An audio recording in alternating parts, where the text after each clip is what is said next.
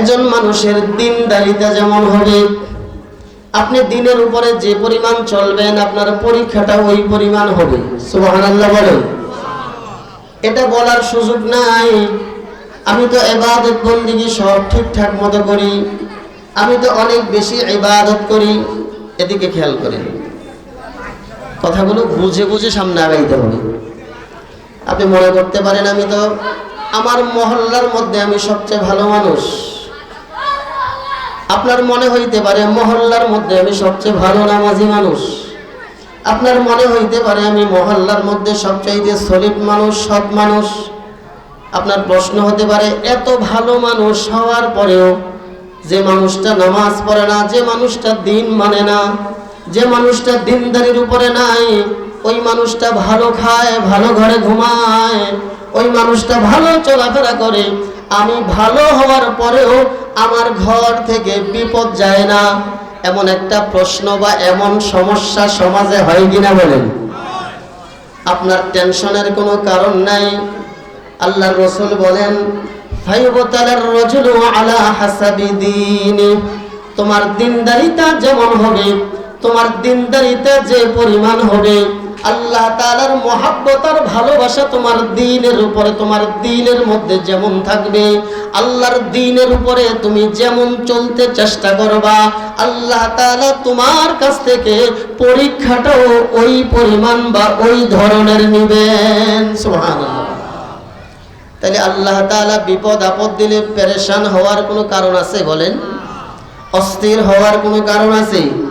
যদি দেখি আমি দিনের উপরে চলি কিন্তু বিপদ আসে, মনে করতে হবে আল্লাহর পরীক্ষা। কার পরীক্ষা? জোরে বলেন। ওই যে বলছিলাম আল্লাহ বলছেন আহাসিবান নাসু আইয়ুতরাকু আইয়াকুলু আমান্না ওয়া হুম লা ইফতানুন। ঈমান আনছো, ঈমান আছে, এই কথা বলার পরে কিন্তু আমি আল্লাহ তোমারে ছেড়ে দিব না, আমি আল্লাহ তোমারে কোনো ধরনের সুযোগ দিব না, আমি আল্লাহ অবশ্যই তোমার কাছ থেকে পরীক্ষা নিব। সুবহানাল্লাহ। তাহলে বিপদ আপদ বালা মুসিবত আসবে, মনে করতে হবে আল্লাহর পরীক্ষা। কার পরীক্ষা? জোরে বলেন। আল্লাহর রাসূল বলেন ক্বালা রাসূলুল্লাহ সাল্লাল্লাহু আলাইহি ওয়াসাল্লাম মা ইয়াজালুল বালাউ বিল মুমিনি ফি নাফসিহি ওয়া ওয়ালাদিহি ওয়া মালিহি হাত্তা ইয়ালকাল্লাহ ওয়া মা আলাইহি খাতিআহ। সুবহানাল্লাহ। আল্লাহর রাসূল বলেন একজন মানুষ জীবনভর খালি মুসিবতেই ছিলেন, ছোট ছিলেন তখনও অভাবে ছিলেন, যখন বড় হইছেন তখনও অভাব, তখনও অসুস্থতা, বিভিন্ন সময় বিভিন্ন পেরেশানি, বিভিন্ন সময় বিভিন্ন পরিস্থিতির শিকার। একজন মানুষ এই অবস্থায় দুনিয়া থেকে বিদায় নিয়ে চলে গেছে। অন্য মানুষ দেখবেন তার মরার পরে বলে লোকটা ভালো মানুষ ছিল কিন্তু সারাটা জীবন কষ্ট করছে, এমন বলে কি বলে না? লোকটা নামাজি মানুষ ছিল, লোকটা দিনদার মানুষ ছিল, আমানতদার ছিল, সত্যবাদী ছিল, মুখলেস মানুষ ছিল, কিন্তু জীবনভর লোকটা বিভিন্ন মুসিবতের মধ্যে ছিল, জীবনভর বিভিন্ন কষ্টের মধ্যে ছিল, জীবনের সুখ দেখে নাই, শুধু কষ্টই করছে। এমন মানুষ দুনিয়া থেকে যায় না, কি বলেন?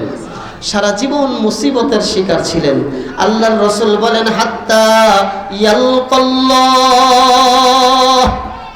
দিনদার মুত্তাকি জীবনভর কষ্ট করছেন, এরপরে যখন তার মরণ হয়ে গেছে আল্লাহর সাথে তার এমন ভাবে সাক্ষাৎ করবে ওয়ামা আলাইহি খাতিআ, তার আমলনামার মধ্যে কোনো গুনাহ থাকবে না। সুবহানাল্লাহ বলেন। আমলনামায় কি থাকবে না বলেন?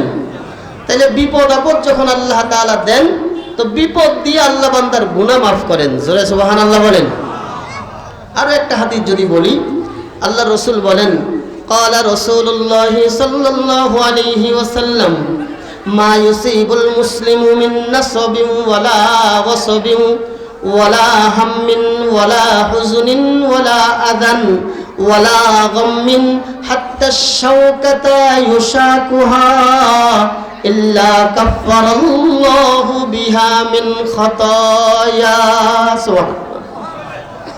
আল্লাহ রাসূল বলেন, কোন মানুষ ক্লান্ত হয়ে গেছে, কাজ করতে করতে ক্লান্ত হয়ে গেছে, কোন মানুষ পেরেশানির মধ্যে আছে, কোন মানুষ বিপদের মধ্যে আছে, অসুস্থ অবস্থায় আছে, রাস্তা দিয়ে হাঁটতেছে, হঠাৎ করে একটা কাঁটা এসে তার শরীরে লাগছে, এমন হয় না বলেন? কাঁটা লাগছে, জামাটা ছিঁড়ে গেছে, একটু কাঁটা এসে শরীরের মধ্যে বিদ্ধ হয়েছে, রক্ত বের হয়েছে, একটু আঁচড় লাগছে।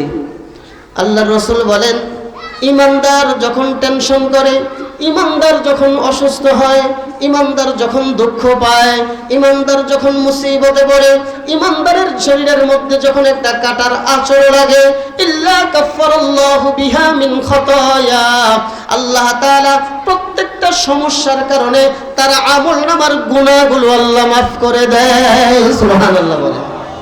এজন্য নবীরা জেল খাটছেন, নবীরা জুলুম অত্যাচারের শিকার হয়েছেন, নবীদের পরে সাহাবারা বিভিন্ন অত্যাচারের শিকার হয়েছেন। এ পর্যন্ত, আজ পর্যন্ত আল্লাহর দ্বীনের জন্য যত মানুষ বিভিন্ন পেরেশানির শিকার হয়েছেন, আল্লাহ তাআলা তাদের পরীক্ষার মাধ্যমে পেরেশানি আর মুসিবত দিয়া আল্লাহ তাদের গুনাহগুলো মাফ করে দিয়েছেন। সুবহানাল্লাহ। তাহলে মুহতারাম, একটু কাঁটার যদি আসর লাগে, ধরেন একটু চামড়া উঠে গেছে, হাঁটতেছেন, একটা ইটের সাথে লেগে একটু নখ উঠে গেছে বা একটু পায়ে ব্যথা পাইছেন, মনে করতে হবে যে এই কারণেও আল্লাহ আমার গুনাহ মাফ করে দিবে। সুবহানাল্লাহ বলেন। তাহলে বিপদ আপদ বালা মুসিবত হার হালত সবর করা, কি করা বলেন? ধৈর্য ধারণ করা। আল্লাহ তাআলা তৌফিক দান করুক, জোরে বলেন আমিন।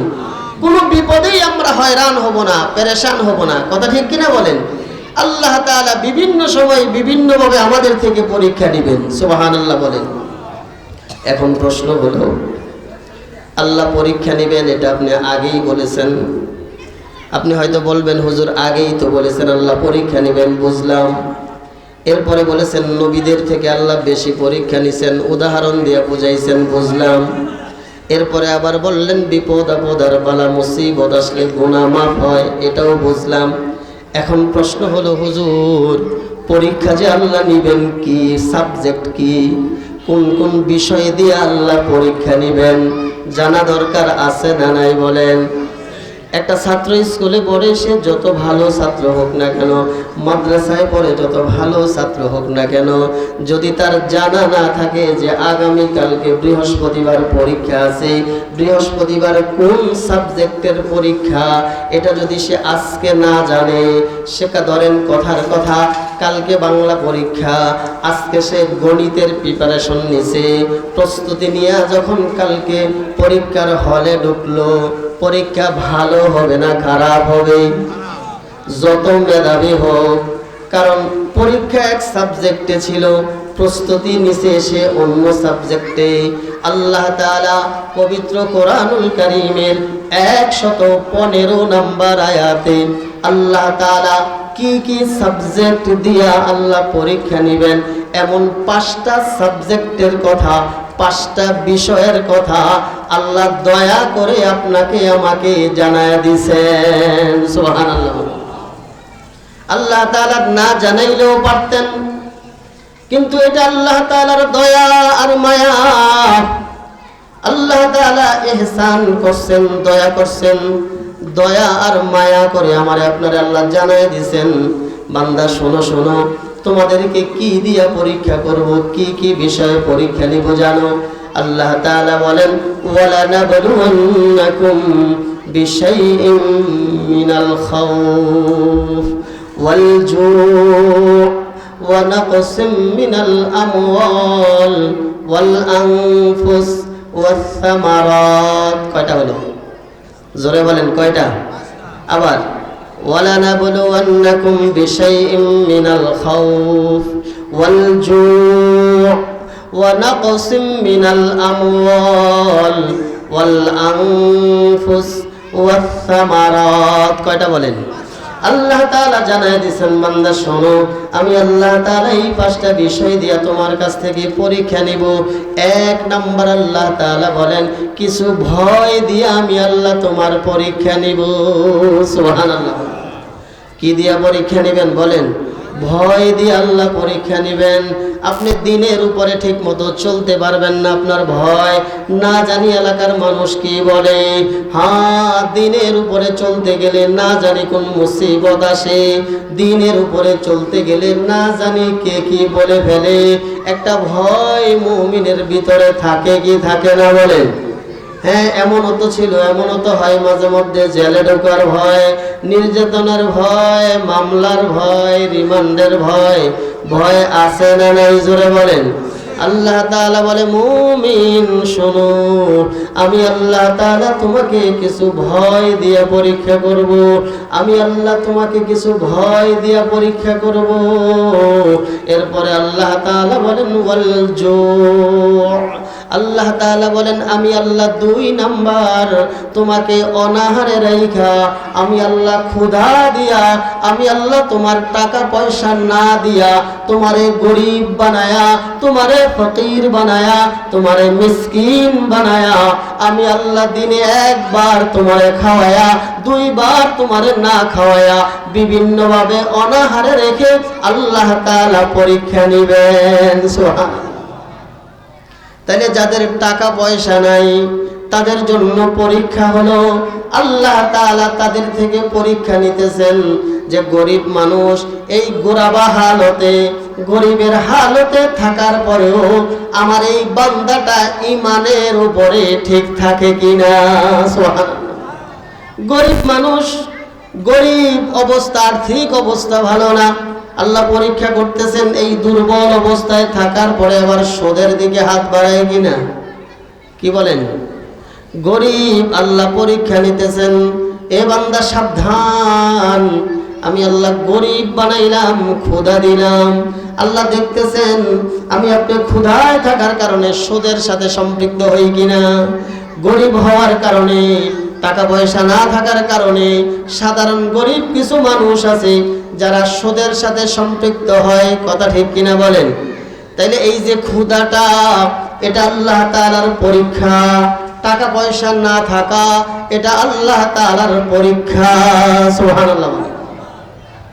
আল্লাহ তাআলার পয়গম্বর মুহাম্মদুর রাসূলুল্লাহ সাল্লাল্লাহু আলাইহি ওয়াসাল্লামের বিশিষ্ট সাহাবী খলিফাতুল মুসলিমিন হযরত ওমর রাদিয়াল্লাহু তাআলা আনহু, হযরত ওমর রাদিয়াল্লাহু তাআলা আনহু তখন মদিনার প্রেসিডেন্ট। হযরত ওমর রাদিয়াল্লাহু তাআলা আনহু হযরত সাঈদ ইবনে আমির আল জুমাহি রাদিয়াল্লাহু তাআলা আনহুকে হিমসের গভর্নর বানাইছেন। সুবহানাল্লাহ বলেন। একটা দেশের প্রধানমন্ত্রী বানাইছেন, পাঠাই দিয়েছেন, যাও হিমসের গভর্নর তোমাকে বানাই দিলাম। এবার কিছুদিন পরে হিমস থেকে কিছু মানুষ আসছে হযরত ওমর রাদিয়াল্লাহু তাআলা আনহুর সাথে সাক্ষাৎ করতে। আসার পরে এবার হযরত ওমর রাদিয়াল্লাহু তাআলা আনহু বলেন, তোমরা হিমস থেকে আসছো, তোমরা আমার মেহমান, তবে তোমরা একটা কাজ করো, তোমাদের দেশের গরিব মানুষ, তোমাদের জানা মতো যারা আছে, গরিবদের একটা লিস্ট করে আমার কাছে দাও, আমি সরকারি কোষাগার থেকে, বাইতুল মাল থেকে তাদেরকে সহযোগিতা করব। সুবহানাল্লাহ। এবার এই প্রতিনিধি দল যারা আসছেন তারা একটা লিস্ট করছেন, লিস্টের কিছু নাম একটা লিস্টের মধ্যে ঢুকায় দিয়েছেন। হযরত ওমর রাদিয়াল্লাহু তাআলা আনহু যখন এবার লিস্টটার দিকে তাকাইছে, যখন নামগুলো পড়তে শুরু করছেন, তো হঠাৎ করে নজর করে দেখে একটা নাম হলো সাঈদ ইবনে আমির আল জুমাহি। খলিফাতুল মুসলিমিন হযরত ওমর আশ্চর্য হয়ে গেছেন, কি ব্যাপার, এই সাঈদ ইবনে আমির এই লোকটা আবার কে? এটা কি তোমাদের দেশের প্রেসিডেন্ট সাঈদ নাকি? উপস্থিত লোকজন বলে, হ্যাঁ, তিনি তো আমাদের দেশের গভর্নর। সুবহানাল্লাহ বলে। একটু চিন্তা করার বিষয়, একজন একটা দেশের প্রধানমন্ত্রী, একটা দেশের গভর্নর, অথচ গরিবের তালিকার মধ্যে তার নাম উপরে থাকে। সুবহানাল্লাহ। আল্লাহ তাবারকা ওয়া তাআলা কেমন পরীক্ষা তাদের কাছ থেকে নিছেন, তাদের ঈমানটা যেমন মজবুত ছিল, তাদের সততাও তেমন ছিল। সুবহানাল্লাহ বলেন। যার কারণে গভর্নর হওয়ার পরে, একটা দেশের সর্বোচ্চ চেয়ারে অধিষ্ঠিত হওয়ার পরেও, সর্বোচ্চ আসনে আসীন হওয়ার পরেও ওই সমাজ, ওই দেশের মধ্যে গরিবদের মধ্যে ওই সাহাবী তিনিও একজন গরিব মানুষ। সুবহানাল্লাহ। হযরত ওমর রাদিয়াল্লাহু তাআলা আনহু এবার কিছু স্বর্ণ মুদ্রা দিলেন। কিতাবের মধ্যে আসছে 1000 স্বর্ণ মুদ্রা সাঈদ ইবনে আমেরকে দিয়েছেন। সাঈদ ইবনে আমের রাদিয়াল্লাহু